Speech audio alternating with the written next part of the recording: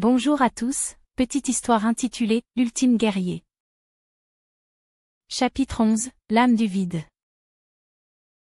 Après la défaite de l'oublié, Ilkara était restée dans l'ombre, son corps éthéré toujours marqué par les échos du néant qu'elle avait traversé. Elle n'était plus celle qu'elle était autrefois, avant que la guerre ne déchire les cieux. Elle était l'ultime lien entre le monde des vivants et celui des morts. Ilkara n'avait pas succombé à l'obscurité. Elle avait évolué, fusionné avec la force primordiale du vide, absorbant la sagesse des âges. Son pouvoir n'était plus simplement celui d'une guerrière cosmique, mais celui d'une entité d'équilibre entre la lumière et les ténèbres. Elle observait le champ de bataille depuis un vaisseau dissimulé, flottant entre les ruines des mondes détruits.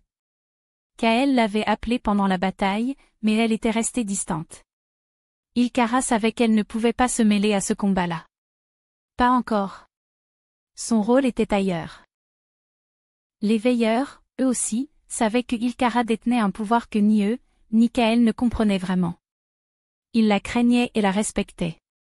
Elle était devenue l'âme du vide, l'unique entité capable de maintenir l'équilibre de l'univers, d'absorber le mal pur, de guérir les fractures dimensionnelles créées par la guerre.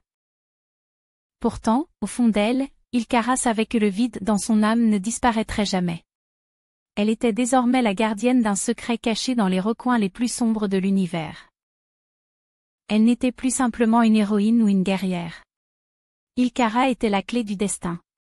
Son pouvoir et son rôle restaient une énigme, même pour elle-même. Mais une chose était certaine, son voyage n'était pas terminé.